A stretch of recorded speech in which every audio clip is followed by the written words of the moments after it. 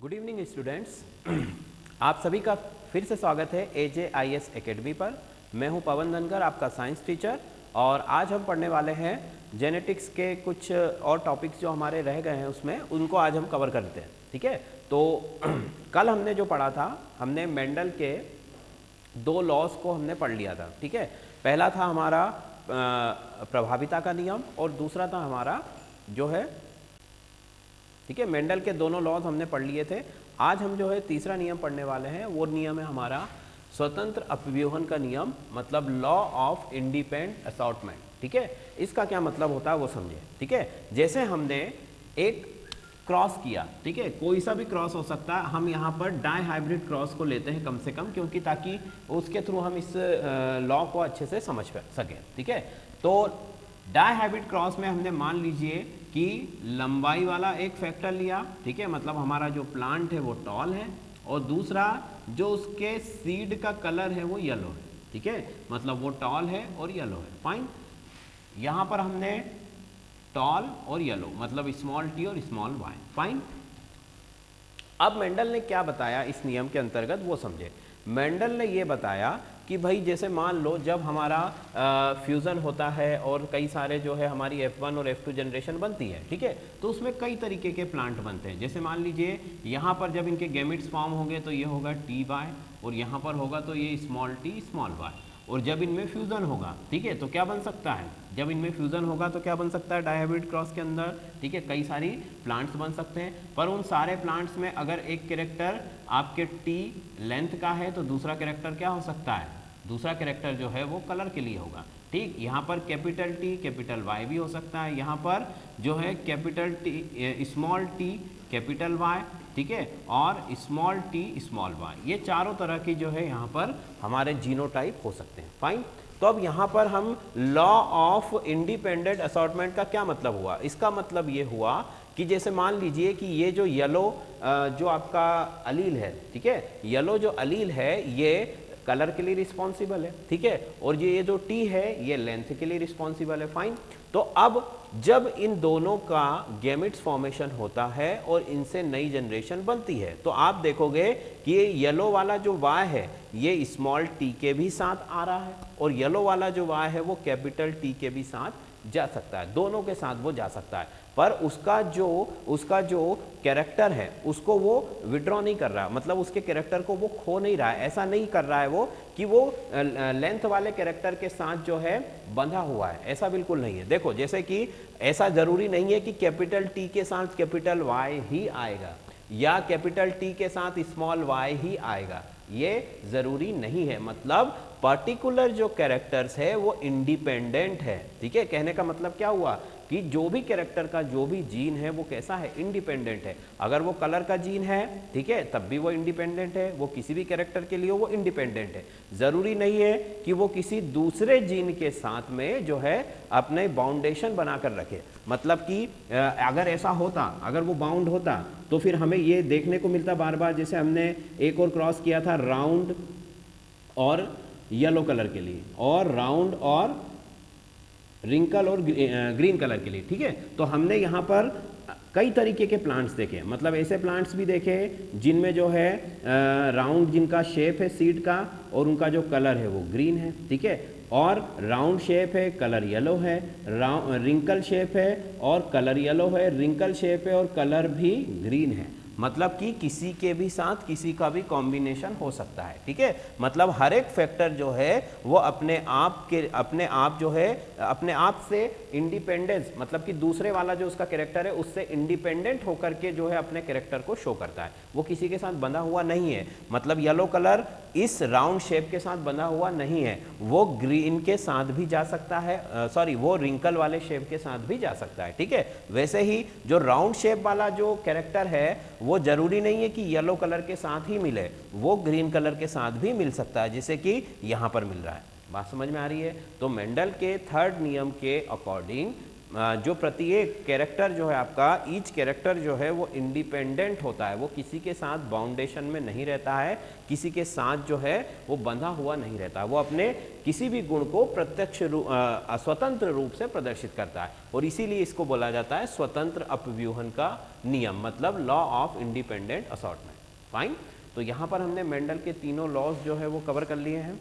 अब हम कुछ नई चीज़ें आज पढ़ने वाले हैं, ठीक है, जेनेटिक्स से रिलेटेड ही है, वो इसी चैप्टर में आती हैं और उनको आज हम कवर करने वाले हैं। ठीक, क्या क्या चीज़ें हैं भाई, देखो, पहला तो है हमारा, आज हम पढ़ने वाले हैं इवोल्यूशन। फर्स्ट जो आज हम पढ़ने वाले हैं इस लॉ के बाद, वो है हमारा इवोल्यूशन। ठीक है, अब इवोल्यूशन क्या है, चलिए तो उसको शुरू करते हैं।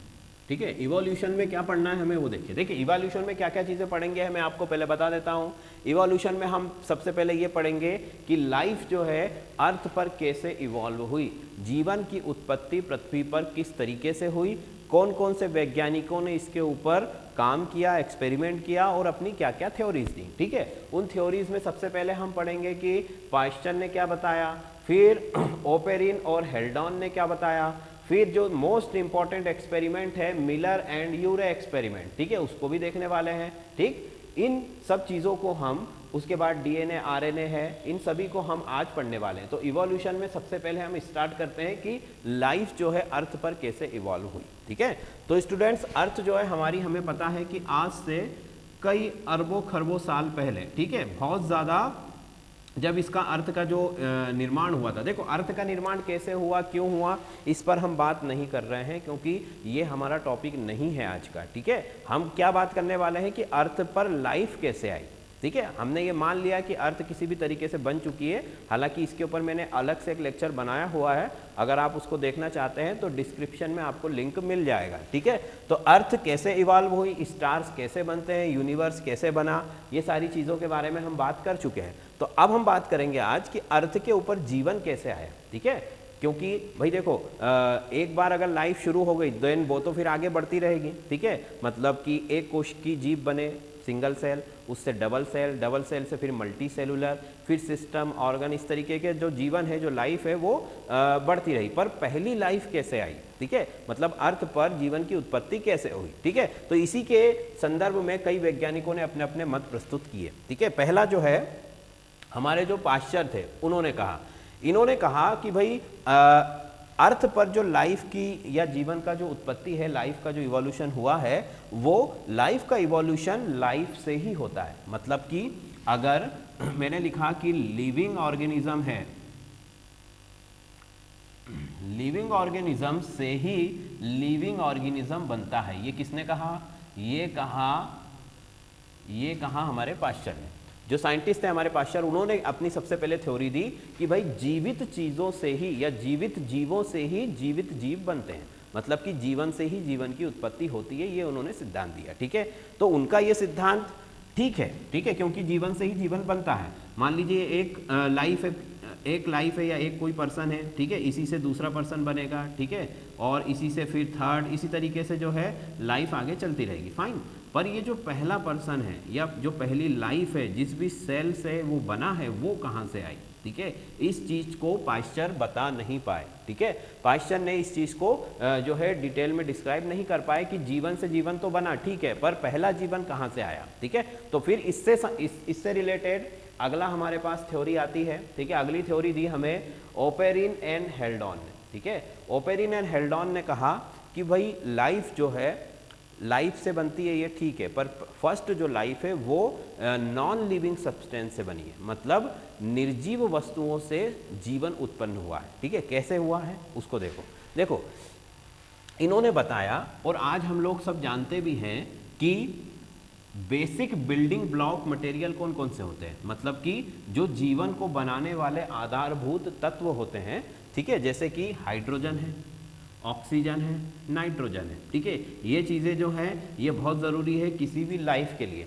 हाइड्रोजन, ऑक्सीजन, नाइट्रोजन और कार्बन, ये जो चार एलिमेंट है इनको बोला जाता है बिल्डिंग ब्लॉक एलिमेंट, मतलब कि इन्हीं एलिमेंट से सारी लिविंग ऑर्गेनिज्म बनता है, चाहे वो सेल हो, एनिमल हो, प्लांट हो, कुछ भी हो, इन्हीं सारे एलिमेंट से वो बनता है। ठीक है, तो अब ओपेरिन और हेल्डान ने ये प्रस्ताव दिया या ये थ्योरी दी कि इन इनऑर्गेनिक सब्सटेंस, मतलब कि नॉन लिविंग सब्सटेंस, ये सारे नॉन लिविंग है, तो नॉन लिविंग सब्सटेंस जो है और इन नॉन लिविंग सब्सटेंस से लाइफ इवॉल्व हुई। कैसे इवॉल्व हुई उसको देखो।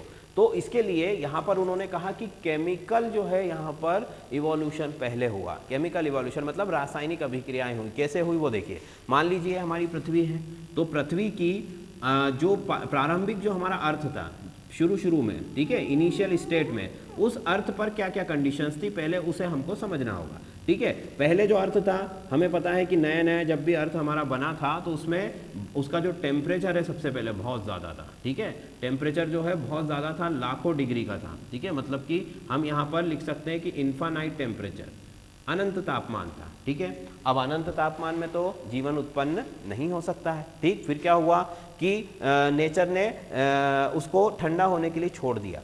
पृथ्वी ठंडी होती रही कई करोड़ों सालों में, और धीरे धीरे जो है यहाँ पर ओजोन लेयर का फॉर्मेशन हुआ। ठीक है, ओजोन लेयर का फॉर्मेशन हुआ अर्थ के चारों ओर, और कई सारी जो जीवन के लिए आवश्यक परिस्थितियाँ हैं उन्हीं में से एक है ओजोन लेयर।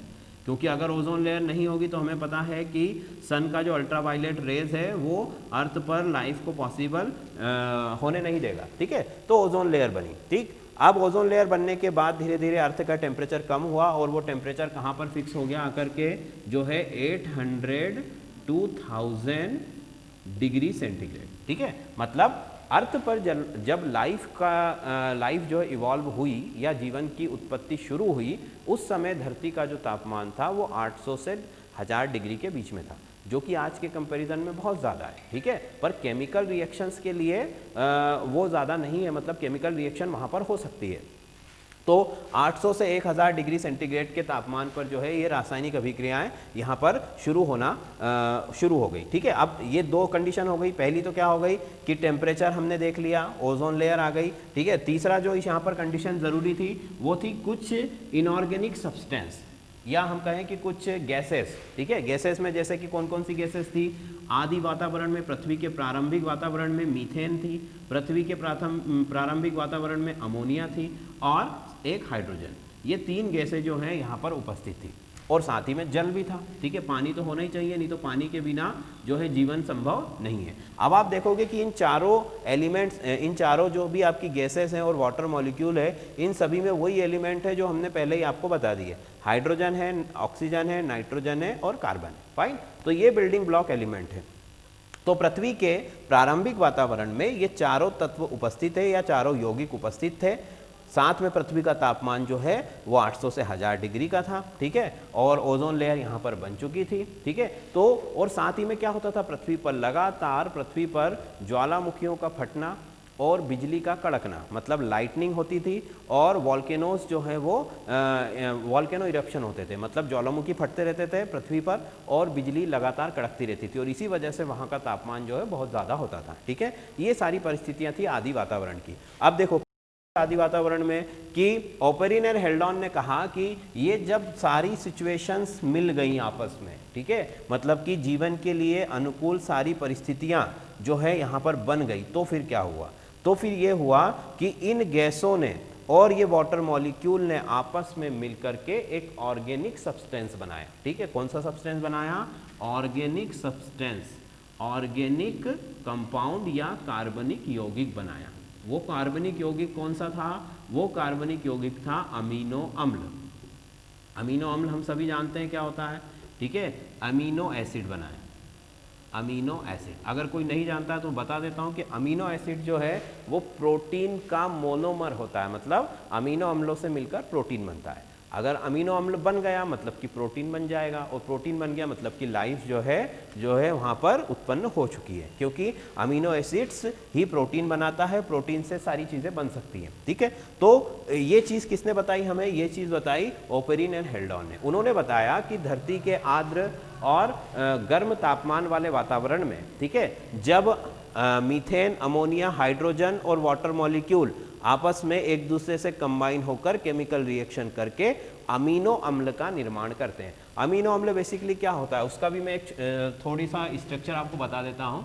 देखो मीथेन का डेरिवेटिव होता है वो, मतलब मीथेन का व्युत्पन्न होता है। ये मीथेन है, ये लिखी मीथेन, इसमें 4 हाइड्रोजन है। इस 4 हाइड्रोजन को मैं इस तरह से लिख देता हूँ, ये चारों हाइड्रोजन लिखी हुई है, ठीक है। अब क्या किया जाए, अब ये किया जाए कि अमीनो एसिड, मतलब एक इसमें अमीनो ग्रुप है और दूसरा कौन सा ग्रुप है, एसिड ग्रुप है, ठीक है। अमीनो ग्रुप कौन सा होता है, तो अमीनो ग्रुप होता है NH2, इसको अमीनो ग्रुप बोला जाता है। और एसिड ग्रुप कौन सा होता है, एसिड ग्रुप होता है COOH, ठीक है, ये एसिड ग्रुप होता है। फाइन, बस इन दोनों ग्रुप को हमको कहाँ पर अटैच करना है, यहाँ से 2 हाइड्रोजन कोई भी रिप्लेस कर दो और उनकी जगह पर क्या अटैच कर दो, एक पर आपने अमोनिया अटैच कर दिया, मतलब अमीनो ग्रुप, और दूसरी तरफ आपने एसिड अटैच कर दिया, ठीक है। तो इस तरीके के अटैचमेंट से फाइनली फिर क्या बन गया, अमीनो एसिड बन गया। ये देखो जैसे मैंने ये लिख दिया, और यहाँ पर आप कोई भी अल्काइल ग्रुप जोड़ सकते हो, ठीक है। तो ये अमीनो एसिड का स्ट्रक्चर बन गया। तो अमीनो अम्ल जैसे ही बना, ये सबसे प्रोटीन का मोनोमर है। प्रोटीन क्या है, प्रोटीन अगर बन गया मतलब सेल बन जाएगी, सेल बन गई तो सेल से तो सारी चीज़ें बन जाएगी। तो इसीलिए उन्होंने कहा कि जीवन की जो उत्पत्ति है, लाइफ का जो इवोल्यूशन हुआ है, वो नॉन लिविंग सब्सटेंस से हुआ है, ठीक है। नॉन लिविंग सब्सटेंस से फिर लाइफ इवॉल्व हुई और उसके बाद फिर जीवन से जीवन की उत्पत्ति हुई, ठीक है। ये चीज़ हमको बताई किसने, ओपरिन और हेल्डॉन, ठीक। तो ये थ्योरी एक्सेप्टेबल थी, मतलब कि स्वीकार करने योग्य थी, क्योंकि ऐसा हो सकता है। उन्होंने ये भी बता दिया कि प्रथम जीवन कैसे उत्पन्न हुआ, तो प्रथम जीवन अजैविक तत्वों से उत्पन्न हुआ। फिर देखिए ये चीज़ तो हो गई। अब इसके बाद आते हैं हमारे मिलर एंड यूरे। इन्होंने क्या किया, मिलर एंड यूरे ने एक फेमस एक्सपेरिमेंट किया है, जिसके द्वारा उन्होंने इस जो थ्योरी थी किसकी, ओपरिन और हेल्डॉन की, इस थ्योरी को, इस सिद्धांत को उन्होंने सही साबित किया, ठीक है। मतलब उन्होंने सोचा कि भाई जो ये कह रहे हैं ऐसा संभव है भी या नहीं, क्योंकि जबकि ये बात कर रहे हैं तब तो कोई वहाँ पर था नहीं, ठीक है। मतलब कि बहुत पुराने टाइम की बात कर रहे हैं, पुराने ज़माने की बात कर रहे हैं, तो उस समय पर तो लिविंग ऑर्गेनिज्म कोई भी नहीं था, मतलब कि प्रूफ नहीं है उसका। तो उन्होंने उसको प्रूफ करने के लिए एक एक्सपेरिमेंट किया, उसको बोला जाता है मिलर एंड यूरे एक्सपेरिमेंट। वो कैसा है वो भी देख लीजिए। चलो तो उसको दिखा देते हैं। उन्होंने एक्सपेरिमेंट किया इस सिद्धांत को सही साबित करने के लिए कि अजैविक तत्वों से या फिर नॉन लिविंग जो सब्सटेंस है उनसे लाइफ बन सकती है, ठीक है। उन्होंने क्या किया, उन्होंने सबसे पहले क्या क्या आवश्यक चीज़ें हैं, भाई जो पृथ्वी का प्रारंभिक वातावरण था उसमें क्या क्या चीज़ें हमें चाहिए थी। उसमें हमें सबसे पहले चाहिए था कि वाटर होना चाहिए, ठीक है, अमोनिया होनी चाहिए, ठीक है, हाइड्रोजन और मीथेन, ये 4 चीज़ें वहाँ पर अवेलेबल होनी चाहिए। दूसरी चीज़, वहाँ का जो टेम्परेचर है वो कितना होना चाहिए, 800 to 1000 डिग्री सेंटीग्रेड होना चाहिए, ठीक है। और ये सारी वहाँ की सिचुएशंस थी। तो अब उन्होंने इनको सबको लैब में बनाने के लिए जो है ये पूरा वातावरण अपनी प्रयोगशाला में बनाया। कैसे बनाया, उन्होंने एक ग्लास का फ्लास्क लिया, ठीक है, सबसे पहले इस तरीके का RBF मतलब राउंड बॉटम फ्लास्क लिया, उसके अंदर पानी भरा। उस पानी को उन्होंने बर्नर की मदद से, हेल्प से गर्म करना शुरू किया, ठीक है। ये पानी है, वाटर है, और ये गर्म हो रहा है, ठीक है। गर्म होकर के जब ये गर्म होगा तो इसकी क्या बनेगी, वेपर फॉर्म होगी, मतलब H2O गैस फॉर्म में जाएगा। अब इस वाटर वेपर को, इस जल वाष्प को उन्होंने एक ट्यूब के द्वारा, कांच की नली के द्वारा इस अगले फ्लास्क में लेकर के आए, ठीक है। ये देखिए डायग्राम में बना देता हूँ, अगले फ्लास्क में ये आ रही चीज़, ये यहाँ पर आ गई। अब यहाँ पर एक और फ्लास्क है इस तरीके का, ठीक है, वो भी ग्लास का है, ये पूरा एपरेटस ग्लास का है, ठीक है। यहाँ से जो आपकी जलवाष्प है, ठीक है, मतलब कि वाटर वेपर है, वो यहाँ पर आ रही, क्योंकि दूसरा कोई रास्ता नहीं है उसे जाने के लिए, ठीक। अब यहाँ पर उन्होंने क्या सेटअप कर रखा है, यहाँ पर उन्होंने 2 इलेक्ट्रोड लगाए, ठीक है, इलेक्ट्रोड लगाए और उन पर हाई वोल्टेज का करंट जो है इस फ्लास्क के अंदर अप्लाई किया। कहने का मतलब ये डिस्चार्ज ट्यूब है, ठीक है। डिस्चार्ज ट्यूब समझते हो, जैसे हमारी ट्यूबलाइट होती है, ट्यूबलाइट में क्या होता है, ट्यूबलाइट में ये ट्यूबलाइट है, इसके अंदर पूरी गैस भरी होती है और इधर एक वायर होता है और इधर एक वायर होता है, ठीक है। बीच में कोई वायर नहीं होता, पर फिर भी लाइट मिलता है हमें, क्यों, क्योंकि करंट यहाँ से जैसे ही इस ट्यूब में आता है तो ये गैसेस के मॉलिक्यूल उस करंट को लेकर के दूसरे टर्मिनल तक पहुँचाते हैं और ग्लो करने लगते हैं, लाइट देने लगते हैं। तो वो सेम चीज़ यहाँ पर भी होती है। तो ये डिस्चार्ज ट्यूब है, मतलब कि विसर्जन नलिका है, ये विसर्जन नलिका है। इसमें विद्युत का विसर्जन हो रहा है, विद्युत के द्वारा तापमान को जो है नियंत्रित किया जा रहा है। ठीक है, तो हाई टेम्परेचर यहाँ पर उन्होंने इस तरीके से इवॉल्व किया। फाइन, फिर अगला क्या है, यहाँ पर गैसेस भी ज़रूरी है। उन्होंने गैसेस जो है, गैसों को यहाँ पर भरा। कौन कौन सी गैसें चाहिए, यहाँ पर गैसें हमें चाहिए मीथेन, ठीक है, दूसरी गैस कौन सी है, अमोनिया, और तीसरी गैस कौन सी है, हाइड्रोजन। ठीक है, मीथेन, अमोनिया और हाइड्रोजन। अब इनका अनुपात भी उन्होंने फिक्स रखा कि 1:2:1, इस तरीके का अनुपात। मतलब कि अगर हाइड्रोजन का 1 मॉलिक्यूल लिया है तो अमोनिया के 2 लेंगे, अगर अमोनिया का 1 लिया है तो अमोनिया का 1 लिया है, सॉरी, इसका अनुपात जो है हमारा 2:1:2 होता है। ठीक है, मतलब 2 मॉलिक्यूल इसके लेना और 1 मॉलिक्यूल अमोनिया का लेना। तो ये उनका खुद का रेशो था। ठीक है, तो अर्थ के जो इनिशियल अर्थ थी हमारी, उसका सारा इन्वायरमेंट उन्होंने यहाँ पर बना दिया। इन डिस्चार्ज ट्यूब के अंदर टेम्परेचर भी उन्होंने हाई रखा, साथ ही में तीनों गैसेस यहाँ पर भर दी। ठीक है, और वाटर जो है वो इधर से आ रहा है, वाटर जो है यहाँ से कहाँ पर आ रहा है, इस तरफ से वेपर के फॉर्म में आ रहा है। ठीक है, क्योंकि उस समय वातावरण बहुत गर्म था तो पानी का द्रव अवस्था में होना संभव नहीं था, इसीलिए उन्होंने वाटर वेपर का यूज़ किया। तो वाटर वेपर यहाँ से आ गई। ठीक, अब फाइनली ये चारों चीज़ें कहाँ पर मिक्स हो रही है, इस फ्लास्क के अंदर मिक्स हो रही है। और इस एक्सपेरिमेंट को उन्होंने कुछ दिनों तक लगातार चलने दिया, मतलब सारी जो कंडीशंस थी वो मेंटेन रखी। तो फाइनली कुछ दिनों के बाद उन्होंने ये ऑब्जर्व किया कि इसको आगे बढ़ाते हैं हम इस तरीके से। यहाँ से उन्होंने एक वॉल्व रखा हुआ था, मतलब कि बाहर निकलने के लिए जो भी कंपाउंड यहाँ अंदर बन रहा है उसको बाहर निकलने के लिए उन्होंने एक वॉल्व जैसा यहाँ पर रखा हुआ है, और ये फाइनली यहाँ पर वापस अटैच हो जाता है इस वाले कॉलम से। तो देखो, और कहीं कहीं आपको डायग्राम में ये क्लोज भी मिलेगा, तो उससे कोई दिक्कत नहीं है क्योंकि हमारा एक्सपेरिमेंट तो यहाँ पर हो रहा है। ठीक है, तो यहाँ पर जैसे ही उन्होंने देखा कुछ दिनों के बाद कि यहाँ पर कुछ रंगीन पदार्थ प्राप्त हुआ, मतलब कलरफुल सब्सटेंस उनको मिला। ठीक है, जब उन्होंने उस कलरफुल सब्सटेंस का एनालिसिस किया तो उन्होंने पाया कि ये तो ऑर्गेनिक कंपाउंड है। ठीक है, ऑर्गेनिक कंपाउंड है मतलब कार्बनिक यौगिक है। कहने का मतलब कि वो क्या थे, अमीनो अम्ल थे, अमीनो एसिड थे।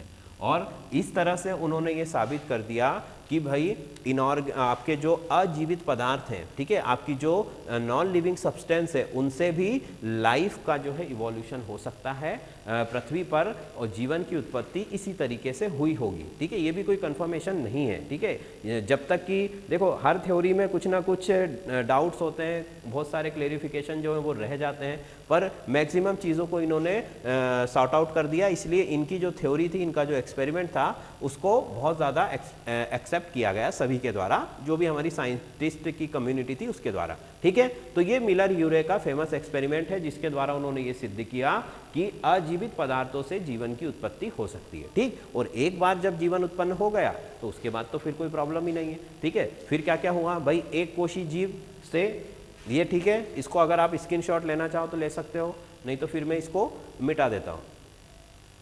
ठीक है, चलो अब देखो, अब हमें ये समझ में आ गया कि लाइफ इवॉल्व हो चुकी है अर्थ पर, मतलब कि सिंगल सेल का फॉर्मेशन हो चुका है, हम ये मान के चल रहे हैं। तो सिंगल सेल, ठीक है, सबसे पहले ये सेल बनी, सिंगल सेल के बाद क्या बनेगा, डबल सेल, या फिर आप बोल सकते हो इसको मल्टी सेलुलर एलिमेंट, या जो है आपके लिविंग ऑर्गेनिज्म बने। मल्टी सेलुलर से फिर क्या बनेगा, मल्टी सेलुलर से फिर ऑर्गन्स बनेंगे, मतलब कि अंग बनेंगे। ऑर्गन के बाद क्या बन सकता है, ऑर्गन के बाद सिस्टम। भाई देखो, सेल बनी, सबसे पहले सेल से फिर मल्टी सेलुलर एनिमल्स फॉर्म हुए, उनके बाद में ऑर्गन्स डेवलप हुए, जैसे हमारी बॉडी में ऑर्गन होते हैं कई तरीके के, हाथ पैर वगैरह, ये सब सेल से बने हुए मल्टी सेलुलर। ऑर्गन के बाद सिस्टम, कई अंगों से मिलकर एक तंत्र बनता है, जैसे कि पाचन तंत्र है हमारा डाइजेस्टिव सिस्टम है, उसमें कई तरीके के पार्ट्स हैं। ठीक है, उसमें फिर इसोफेगस है, उसमें स्टमक है, उसमें इंटेस्टाइन है, इस तरीके के कई सारे पार्ट्स हैं, तो वो सिस्टम कहला दिया। ठीक है, इस तरीके से मतलब कहने का कि जो लाइफ है वो इवॉल्व होना शुरू हो गई। फाइन, मतलब सिंगल सेल से मल्टी सेलुलर वेल डेवलप्ड बहुत सारे ऑर्गन और सिस्टम वाले एनिमल्स जो हैं वो बन गए, ठीक है। और ह्यूमन बीइंग में फिर इवोल्यूशन कैसे हुआ, हमें पता है ना कि एक फेमस डायग्राम जो आप सभी लोगों ने देखा होगा कि पहले हम लोग बहुत झुक के चलते थे, बिल्कुल एप्स के जैसे, मतलब वानर के जैसे। फिर धीरे धीरे हम स्ट्रेट होना शुरू हुए और फाइनली हम आज की पोजीशन पर आ गए और हमारा जो इवोल्यूशन है वो इसी तरीके से हुआ है, ठीक है। तो लाइफ का जो इवोल्यूशन है वो मैंने आपको बताया कि किस तरीके से हुआ है। पाश्चर ने सबसे पहले कहा था कि जीवन से ही जीवन बनता है, पर उनकी बात को जो है मान्य नहीं किया गया क्योंकि पहला जीवन कैसे बना ये उन्होंने नहीं बताया। फिर ओपेरिन और हेल्डॉन ने कहा कि नहीं भाई, जो अजीवित चीज़ें हैं उनसे भी जीवन बन सकता है, नॉन लिविंग सब्सटेंस से भी लाइफ बन सकती है। उसकी इस बात को मिलर और यूरे ने जो है वो क्लियर कर दिया अपने एक्सपेरिमेंट के द्वारा, ठीक। चलो फिर आगे चल के क्या हुआ, अर्थ पर कई सारी वेराइटीज़ के हम आज की डेट में देखते हैं कि प्लांट्स और एनिमल अवेलेबल है, ठीक है। तो प्लांट्स और एनिमल की जितनी भी स्पीसीज़ हैं, जितनी भी जातियां या उपजातियां हैं, चाहे वो अलग अलग उनका वर्गीकरण या क्लासिफिकेशन हो सकता है, उन सभी को प्लांट, जितने भी प्लांट है अर्थ के ऊपर, चाहे वो फ्लावर वाले प्लांट हो, चाहे वो फ्रूट्स वाले प्लांट हो, चाहे वो कुछ भी ना देने वाले प्लांट हो, ठीक है, कोई भी हो, उन सभी को हम बोलते हैं फ्लोरा। क्या बोला जाता है उन्हें?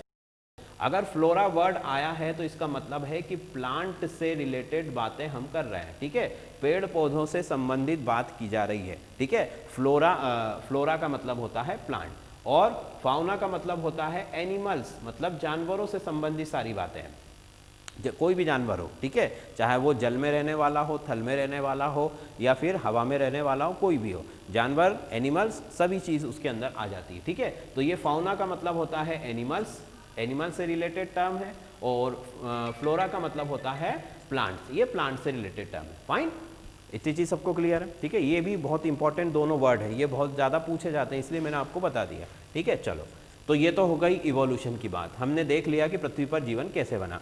अब हम देखते हैं कि जो जेनेटिक्स में कुछ और इम्पॉर्टेंट चीज़ें हैं ह्यूमन जेनेटिक्स की अगर हम बात करें तो डीएनए और आरएनए जो है हमारा, अच्छा यहाँ तक कोई दिक्कत तो नहीं है किसी को? फिर मैं डीएनए आरएनए पढ़ाना शुरू करता हूँ। ओके, चलो, तो अब देखो, हमने देखा कि सेल बनी, ठीक है। अब शुरू में सेल कैसी बनी थी? शुरुआत में बिल्कुल जो सेल बनी थी उनको बोला जाता था यूकैरियोटिक सेल, मतलब कि वो वेल डेवलप नहीं होती थी, उसके अंदर न्यूक्लियस नहीं होता था, इस तरीके से न्यूक्लियस जो है वो फैला हुआ होता था, ठीक है, मतलब कि न्यूक्लियर जो वॉल है वो प्रॉपर नहीं बनी होती थी। सेल ऑर्गन भी नहीं थे, माइटोकॉन्ड्रिया नहीं होता था, ठीक है, राइबोसोम बहुत ही कम मात्रा में पाया जाता था। कहने का मतलब कि वो सेल जो थी वो डेवलप नहीं थी अच्छे से, इसलिए उसको बोला जाता था प्रोकैरियोटिक सेल, ठीक है, सॉरी यूकैरियोटिक नहीं, प्रोकैरियोटिक सेल है, मतलब कि जो सेल का विकास पूरी तरीके से नहीं हुआ है, ठीक। पर धीरे धीरे सेल में भी इवोल्यूशन हुआ, ठीक है, धीरे धीरे सेल में भी जो है वो डेवलपमेंट हुआ और फाइनली जो सेल है वो किस तरीके की हो गई? फाइनली जो सेल है वो देखिए इस तरीके से न्यूक्लियस होता है सेल के अंदर, ठीक है, न्यूक्लियस के अंदर, न्यूक्लियस के बाद फिर यहाँ पर कई सारे सेल ऑर्गन है, जैसे माइटोकॉन्ड्रिया है, ठीक है, राइबोसोम से आपको मिलेंगे, फिर आपको इस तरीके से फाइबर्स और जो है साइटोप्लाज्म, मतलब जो भी सेल ऑर्गन होते हैं वो सब कुछ इसमें अवेलेबल है। फाइन, सेल के ऊपर भी हम पूरा एक वीडियो बना चुके हैं, अगर किसी को इसमें डाउट हो तो वो वीडियो जाके देख सकता है, ठीक है। तो ये सेल बन गए। अब देखो, जेनेटिक्स जो है हमारी, जो अनुवांशिकी है, वो सेल और सेल के अंदर उपस्थित जो न्यूक्लियस है, जो नाभिक है, उससे संबंधित है, ठीक है। ये जो न्यूक्लियस है हमारा, न्यूक्लियस मतलब नाभिक, इस नाभिक के अंदर ही सारा कुछ होता है, जो भी कुछ जेनेटिक्स से रिलेटेड सारी चीज़ें हम पढ़ रहे हैं वो सब इसी न्यूक्लियस के अंदर होती है, ठीक है, स्पेशली हमारे ह्यूमन बींग्स के अंदर, ठीक है। तो ह्यूमन बींग में जो डीएनए और आरएनए, ये दो चीज़ें जो होती हैं जिनको हम बोलते हैं न्यूक्लिक एसिड हैं, ये डीएनए और आरएनए, ठीक है। अब ये क्या है? अब देखो, न्यूक्लियस है हमारा, न्यूक्लियस के अंदर होता है डीएनए इस तरीके से, वो अभी मैं पूरा उसको डिटेल में बताऊंगा, अभी आप पहले उनकी लोकेशन समझ लो कि कहाँ है, ठीक है। ये हम ह्यूमन सेल की बात कर रहे हैं, फाइन। तो ह्यूमन सेल के अंदर न्यूक्लियस है, नाभिक है, नाभिक के अंदर डीएनए पाया जाता है, और ये जो डीएनए है, ठीक है, ये डीएनए ही अगली जनरेशन को पेरेंट्स के जो क्वालिटीज़ हैं, जो गुण हैं, जो कैरेक्टर्स है, उनको ट्रांसफ़र करता है, ठीक है, मेंडल ने ये चीज़ हमको बताई जरूर थी, पर उनको उस समय नहीं पता था कि जीन्स क्या होते हैं, डीएनए क्या होता है। ठीक है, उन्होंने बताया कि कोई एक फैक्टर है, कोई कारक है जिसकी वजह से माता पिता के गुण संतान में जाते हैं। पर आज हमें पता है कि वो कारक, वो फैक्टर कौन सा है, वो डीएनए होता है। ठीक है, ह्यूमन बीइंग में डीएनए होता है। अगर हम बैक्टीरिया वायरस की बात करें तो उनमें आरएनए होता है। ठीक है, तो ये सेल के न्यूक्लियस के अंदर आपने डीएनए है, और आरएनए कहाँ होता है, तो आरएनए जो है वो न्यूक्लियस के अंदर भी होता है और न्यूक्लियस के बाहर भी होता है। ठीक है, यहाँ पर भी होता है आरएनए, पर वो एक स्पेशल टाइम पर ही बनता है, और इस यहाँ पर भी सेल के अंदर भी जो है आरएनए पाया जाता है। ठीक है, तो ये ह्यूमन सेल में हमने इनकी बात कर ली कि आरएनए और डीएनए यहाँ पर होते हैं। ठीक, अब इनका काम क्या होता है, तो डीएनए जो है इसका सबसे पहले तो अगर हम पूरा नाम देखें तो डीएनए का नाम होता है डीऑक्सी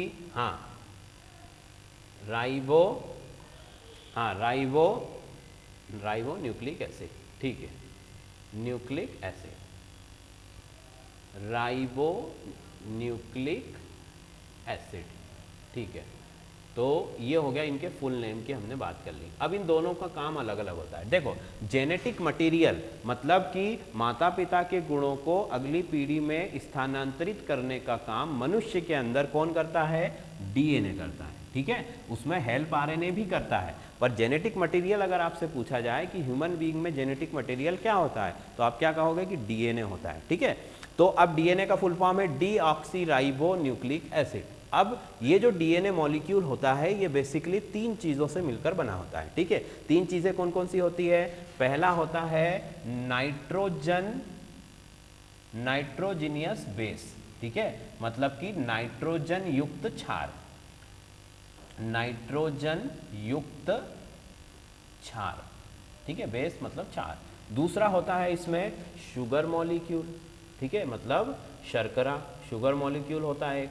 अगर डीएनए है तो डीऑक्सी शुगर होगा, अगर आरएनए है तो राइबो शुगर होगा। ठीक है, तो ये शुगर मॉलिक्यूल्स हो गया।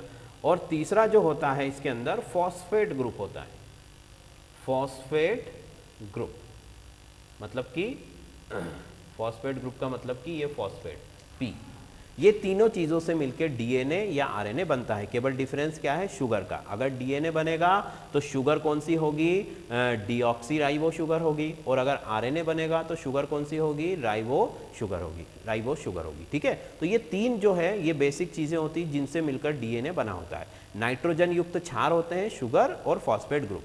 अब जो नाइट्रोजीनियस बेस हैं वो भी 4 प्रकार के हैं। ठीक है, ये देखो, इनके केवल आपको नाम याद रखना है और ज़्यादा हमको डिटेलिंग में इसमें जाने की ज़रूरत नहीं है। ठीक है, तो नाइट्रोजन बेस कौन कौन से होते हैं भाई, 4 होते हैं। पहला होता है एडेनिन, दूसरा होता है ग्वानिन, तीसरा होता है साइटोसिन, और लास्ट होता है थाइमिन। ये होता है डीएनए के लिए। ठीक है, डीएनए अगर बनेगा तो उसमें ये चारों बेसेस होगी। ठीक है, एडेनिन होगी, ग्वानिन होगी, साइटोसिन होगा और थाइमिन होगा। अगर क्या हो रहा है भाई, ये अगर आरएनए बनेगा तो केवल चेंज क्या होगा कि थाइमिन की जगह जो है वो यूरेसिल आ जाएगा। ठीक है, यूरेसिल आ जाएगा, और इनको केवल हम इनके सिंबल से शो करते हैं। एडेनिन को ए से शो किया जाता है, ग्वानिन को कैपिटल जी से, साइटोसिन को सी से, थाइमिन को टी से, और यूरेसिल को यू से। तो आपको सिर्फ ये याद रखना है ए, जी, सी, टी और यू। अगर आरएनए है तो यू आएगा, और अगर डीएनए है तो टी आएगा। बात समझ में आ रही सबको कि डीएनए कहाँ पर है, नाभिक के अंदर। डीएनए किससे बना होता है, इन तीनों चीज़ों से मिलकर बना होता है। इसमें भी नाइट्रोजन युक्त बेस जो है वो ये होती है। फाइन, चलो अब देखो कि ये बनता कैसे है, डीएनए कैसे बना। डीएनए का जो मॉडल है, मतलब डीएनए की जो खोज है, वो सबसे पहले वाटसन और क्रिक नाम के 2 वैज्ञानिकों ने की थी। ठीक है, इसको मैं मिटा दूं जरा। ठीक है, मिटा देता हूँ। तो वाटसन और क्रिक नाम के 2 वैज्ञानिक थे, 2 साइंटिस्ट थे। उन्होंने बताया कि डीएनए जो है वो डबल स्ट्रैंडेड होता है, मतलब कि इसमें 2 स्ट्रैंड होते हैं इस तरीके से। अच्छा, इनको स्ट्रैंड को पहले हम सीधा ही बना लेते हैं। अभी ये देखो, ये हमने सीधे, ये 2 स्ट्रैंड है, मतलब कि जैसे सीढ़ी होती है हमारी, सीढ़ी में बीच में फिर उसके स्टेप्स होते हैं, तो वैसे ही डीएनए का स्ट्रक्चर होता है। ये सीढ़ी का एक कॉलम, ये सीढ़ी का दूसरा कॉलम। अब बीच में जो स्टेप्स बनेंगे वो किससे बनेंगे, इन बेसेस से बनेंगे। ठीक है। जैसे कि इधर से एक एडेनिन बेस आई, तो एडेनिन का अपोजिट जो होता है वो कौन सा होता है, थाइमिन। मतलब ए के साथ हमेशा टी जुड़ेगा, ठीक है।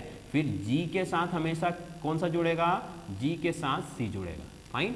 मतलब कि इसी तरीके से बेसेस आपस में जुड़ते हुए इस पूरे जो है स्ट्रैंड को जोड़ देती है, आपस में इन दोनों स्ट्रैंड को आपस में जोड़ देती है और डीएनए का एक अणु या डीएनए का एक मॉलिक्यूल बना देती है, ठीक है। अब ये डीएनए का जो मॉलिक्यूल होता है ये क्वाइल्ड होता है, मतलब कुंडलित होता है। ये ऐसा सीधा सीधा स्ट्रैंड नहीं है, जैसे वो आपने जो सीढ़ी देखी होगी ना, इस तरह से गोल गोल ऊपर जाती है, वो वाली सीढ़ी के जैसा इसका शेप होता है। किस तरीके से कि ये इस तरीके से क्वाइल्ड होता है, ठीक है।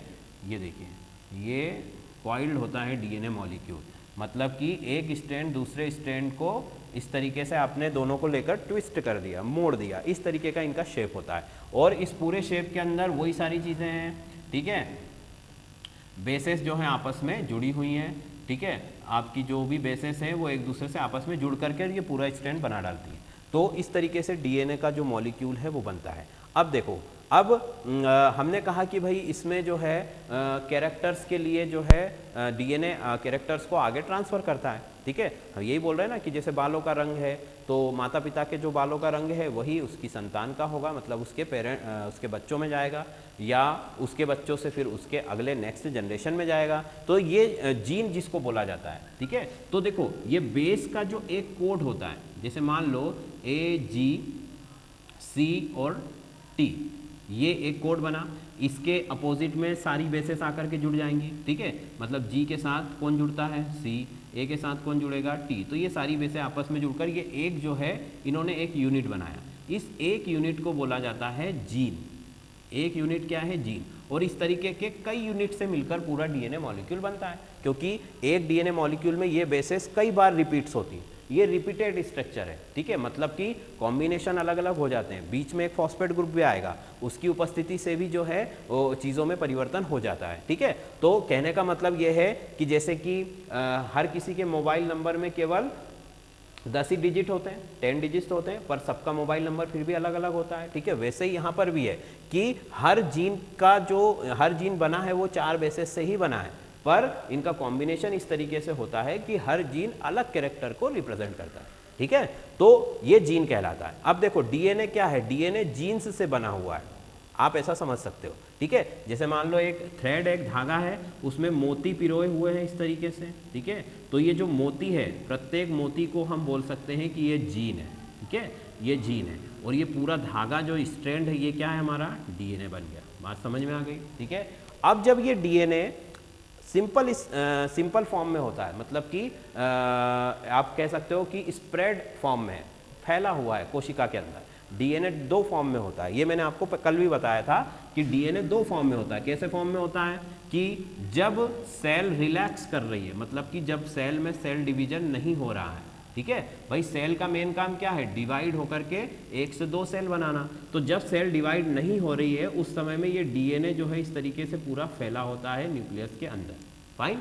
और जब सेल में डिवीजन होना शुरू होता है, ठीक है, तो वो सेल का जो न्यूक्लियस है उसके अंदर ये डीएनए मॉलिक्यूल जो है वो अरेंज होना शुरू हो जाता है, ये वापस एक दूसरे से क्वाइलिंग शुरू कर देता है। मतलब कि जो डीएनए फैला हुआ था वो डीएनए अब इस तरीके से शेप में आने लगेगा, ठीक है। और शेप में आने के साथ साथ ये क्वाइलिंग करने लगता है, ठीक है। क्वाइलिंग करने की क्या आवश्यकता होती है, क्योंकि अगर हम डीएनए की लेंथ की बात करें तो डीएनए बहुत लंबा होगा, ठीक है। अगर ह्यूमन बीइंग की सारी सेल का डीएनए हम निकालें और उसको एक के बाद एक अगर अटैच करें तो उसकी जो लेंथ है वो हमारे सोलर सिस्टम्स के बाहर जाकर अर्थ तक वापस आ सकती है, इतनी ज़्यादा लेंथ होती है, ठीक है। तो अब इतनी लंबाई वाला डीएनए छोटे से न्यूक्लियस में कैसे फिट करना है, तो इसीलिए वो क्या कर लेता है, अपने आप को क्वाइल कर लेता है, ठीक है। जैसे जो होता है ना हमारा स्नेक, वो कुंडली बना के बैठ जाता है छोटी सी जगह में, वैसे ही डीएनए भी क्या कर रहा है, क्वाइलिंग कर रहा है, कुंडली बना रहा है। और छोटे से न्यूक्लियस के अंदर जो है बहुत सारा डीएनए इस तरीके से क्वाइल होकर के, और ये देखिए ये इस तरीके के शेप में जो है व्यवस्थित हो जाता है। और जब ये क्वाइलिंग के साथ इस तरीके से अरेंज हो जाता है तो इसको बोला जाता है क्रोमोजोम। क्या बोला जाता है, क्रोमोजोम, ठीक है। अब ये क्रोमोजोम बन गया। ये सारी चीजें एक ही है, केवल इनके शेपिंग का अंतर है, ठीक है। तो डीएनए जो फैला हुआ था वो जब कॉइल करके कुंडलित होकर के एक जगह पर जमा हो गया तो उस संरचना को हम बोलते हैं क्रोमोसोम बन गया, ठीक है। और मनुष्य में ऐसे 46 क्रोमोसोम होते हैं। क्रोमोसोम कितने होते हैं? 46, ठीक है। और ये स्पेसिफिक नंबर होता है, ठीक है। एक भी क्रोमोसोम कम या ज़्यादा नहीं होगा, नहीं तो वो स्पीसीज चेंज हो जाएगी। मतलब अगर मान लो 46 से ये 45 हो गया तो फिर वो मनुष्य नहीं रहेगा, वो कुछ और एनिमल बन जाएगा। अगर 46 से 47 हो गया तब भी वो अदर स्पीसीज हो जाएगी। जैसे अगर हम हॉर्स की बात करें, घोड़े में, तो 64 क्रोमोसोम होते हैं, ठीक है। तो इनको हम पेयर्स में हमेशा काउंट करते हैं। टोटल नंबर 46 है, पर ह्यूमन बीइंग के अंदर इनके पेयर की अगर बात करें तो कितने पेयर बन जाएंगे? 46 के 23 पेयर बन जाएंगे। तो 23 पेयर्स में से 22 जो होते हैं और एक जो 23 वाला जो एक पेयर बचता है, ये जो आपका सेक्स होता है, मतलब कि मेल या फीमेल, उसके लिए रिस्पॉन्सिबल होता है। फाइन, तो उस पर खैर हम बाद में बात करेंगे कभी। तो आप तो इतना समझिए कि 46 क्रोमोसोम है और 23 उसके पेयर होते हैं, ठीक है। तो ये सारी चीज़ें डीएनए ही है, पर डीएनए अलग अलग अवस्थाओं में उसके अलग अलग नाम है। फाइन, तो ये डीएनए, अब डीएनए काम क्या करेगा? डीएनए जनरेशन में ट्रांसफर करेगा कैरेक्टर्स को। कैसे करेगा? तो देखो, अब डीएनए न्यूक्लियस से बाहर तो जा नहीं सकता है, केंद्रक से बाहर वो नहीं जा सकता। ये मैंने केंद्रक बना लिया, ठीक है। ये सेल है, मान लो इसके अंदर डीएनए है। अब इस डीएनए को जब सेल डिवाइड होगी, मतलब एक सेल से 2 सेल बनेगी, ठीक है। ये मान लो ये दूसरी सेल का न्यूक्लियस और ये दूसरी सेल, ये दूसरी सेल बन गई। अब बनी किससे? ये इसी सेल से बनी है। तो इस सेल के अंदर भी सारे के सारे जो ऑर्गन्स है वो सेम इसी के जैसे होने चाहिए, ठीक है। मतलब कि सेल डिवाइड हुई है, एक सेल से 2 सेल बनी है। तो ऐसा तो है ही नहीं कि एक चीज़, जैसे हम मोबाइल में कोई चीज़ कॉपी करते हैं, इमेज को या किसी फाइल को, तो वो फाइल हमारे पास भी रहती है और जहाँ पर कॉपी की है वहाँ पर भी रहती है। तो सेम यहाँ पर भी, यहाँ से कॉपी होकर ये यहाँ पर जाएगा, पर इसका मतलब ये नहीं कि यहाँ से ख़त्म हो जाएगा। तो फिर डीएनए क्या करता है? ये अपने आप को डुप्लीकेट बनाएगा। डीएनए अपने आप का क्या करेगा? क्लोन बनाएगा या डुप्लीकेट बनाएगा। कैसे बनाएगा? कि रेप्लिकेट करेगा। ये कैसे करेगा? कि इस तरीके से यहाँ से इसकी कॉइलिंग खुलना शुरू होती है, ठीक है। डीएनए खुलने लगता है और जो डबल स्ट्रैंड था वो 2 सिंगल स्ट्रैंड बना लेते हैं इस तरीके से, ठीक है। अब इस न्यूक्लियस के अंदर जितने भी नाइट्रोजीनियस बेस घूम रहे हैं भाई, क्योंकि नाइट्रोजन युक्त क्षार तो कोशिका में हर जगह उपस्थित है, ठीक है। नाइट्रोजन युक्त क्षार कोशिका में हर जगह उपस्थित है। तो वो नाइट्रोजन युक्त क्षार इस खुले हुए स्ट्रैंड की जो क्षार है, जो बेस है, उससे अटैच हो जाते हैं। जैसे ए के साथ टी अटैच हो गया, ठीक है, या जी के साथ सी अटैच हो गया। ये सी और ये टी कहाँ से आया? ये न्यूक्लियस के अंदर से आया। तो इस तरीके से एक स्ट्रैंड से कितने स्ट्रैंड बन गए? 2 स्ट्रैंड बन गए। मतलब डीएनए जो है वो रेप्लिकेट करेगा, अपने आप की एक कॉपी बना लेगा, ठीक है। और एक कॉपी जो है वो ट्रांसफर कर देगा अगली वाली सेल के अंदर, और एक कॉपी जो है वो अपने पास रख लेगा। इस तरीके से सेल डिवाइड होती है और जेनेटिक जो मटेरियल है वो कॉपी होकर अगली सेल में चला जाता है, ठीक है। जैसे कि मान लो कि स्पर्म बना, ठीक है, या फीमेल के अंदर ओवम बना, अंडे का निर्माण हुआ या शुक्राणु का निर्माण हुआ, तो शुक्राणु वो भी एक कोशिका है, तो उसके अंदर ये सारी इंफॉर्मेशन चली जाती है, ठीक। और फिर ओवम और स्पर्म के मिलने से जाइगोट फॉर्मेशन होता है, मतलब नेक्स्ट जनरेशन बनती है। तो वहाँ पर वो सारी इंफॉर्मेशन अगली जनरेशन में ट्रांसफर हो जाती है, ठीक है। इस तरीके से ये पूरा सिस्टम काम करता है, ठीक। तो ये डीएनए का काम है कि अपनी जनरेशन, अपने जो कैरेक्टर्स हैं वो नेक्स्ट जनरेशन को ट्रांसफर करना, ठीक है। अब आरएनए की भी बात कर लेते हैं जल्दी से कि आरएनए का क्या काम होता है। तो आरएनए बेसिक 3 टाइप का होता है हमारे अंदर, ठीक है। आरएनए 3 टाइप्स का होता है। आरएनए जो है 3 टाइप का होता है। पहला होता है mRNA, ठीक है। दूसरा होता है tRNA और एक होता है rRNA। ये 3 टाइप का आरएनए होता है हमारे अंदर, ठीक है। तो अब ये कहाँ कहाँ होता है वो देखो। mRNA मैसेंजर आरएनए, ये कोशिका के नाभिक के अंदर डीएनए के द्वारा ही बनाया जाता है, ठीक है। मतलब कि डीएनए जब खुलता है, डबल स्ट्रैंड से सिंगल स्ट्रैंड बनता है, तो उसी के द्वारा आरएनए का निर्माण होता है। मतलब कि ये उस पर्टिकुलर स्टेज में, मतलब जब सेल डिवीज़न करती है उसी समय पर बनता है। ठीक है, mRNA जो है कब बनता है, जब सेल डिवीज़न में आती है या सेल विभाजन करना शुरू करती है, उस समय पर mRNA का निर्माण होता है। और इसका काम क्या है, मैसेंजर RNA, इसका पूरा नाम क्या है, संदेश वाहक RNA या मैसेंजर RNA। ये मैसेज देता है, क्या मैसेज देता है, ये DNA का मैसेज लेकर के जाता है। क्योंकि देखो DNA दो काम करता है, एक नेक्स्ट जनरेशन में ट्रांसफर तो कर ही रहा है कैरेक्टर, जो उसका मेन काम है, दूसरा काम होता है इसका प्रोटीन सिंथेसिस करना, प्रोटीन को बनाने का भी काम होता है। तो प्रोटीन बनाने का जो भी कोड है या जो भी मैसेज है वो इस mRNA को देता है। ठीक है, और ये mRNA उस मैसेज को लेकर के कहाँ जाता है, ये राइबोसोम के पास जाता है। ठीक है, राइबोसोम, और राइबोसोम फाइनली फिर प्रोटीन बनाने लगता है। ठीक है, तो mRNA का काम हो गया, मैसेंजर RNA DNA के मैसेज को RNA तक पहुंचाने का काम करता है। ठीक है, और ये सारे के सारे जो mRNA हैं, ये जो RNA हैं, ये सब सिंगल स्ट्रैंड होते हैं इस तरीके से। ठीक है, खुले हुए स्ट्रैंड है। अब अगला है tRNA। tRNA क्या काम करेगा, tRNA का नाम होता है ट्रांसफर RNA। इसका काम ये है कि सेल के अंदर, ठीक है, सेल के अंदर प्रोटीन बनेगा, किससे, अमीनो एसिड से बनेगा। तो सेल के अंदर जितने भी अमीनो एसिड हैं जिनसे प्रोटीन बन सकता है, उन सब अमीनो एसिड को ट्रांसफर करता है राइबोसोम के पास। ठीक है, ऊपर से mRNA ने मैसेज भेज दिया है, DNA ने मैसेज भेज दिया है mRNA के थ्रू कि भाई प्रोटीन बनाओ। अब प्रोटीन बनाने के लिए रॉ मटेरियल चाहिए, रॉ मटेरियल क्या है, अमीनो एसिड। अमीनो एसिड को लाने का काम कौन करेगा, tRNA। तो tRNA ने अमीनो एसिड ला करके किसको दे दिया, राइबोसोम को दे दिया। ठीक है, अब rRNA जो कि राइबोसोमल RNA होता है, उसकी मदद से प्रोटीन का सिंथेसिस शुरू हो जाता है। ठीक है, इस तरीके से हमारी सेल के अंदर अगर देखें तो जो RNA होता है उसका बेसिक जो फंक्शन होता है वो प्रोटीन सिंथेसिस में हेल्प करना होता है। ठीक है, और DNA प्रोटीन भी बनाता है और जो है हमारी जेनेटिक इन्फॉर्मेशन को नेक्स्ट जनरेशन में ट्रांसफर भी करता है। ठीक है, तो बेसिकली एग्जाम्स के पॉइंट ऑफ व्यू से जो जो चीज़ें ज़रूरी थी मैंने इसमें आपको बता दी है।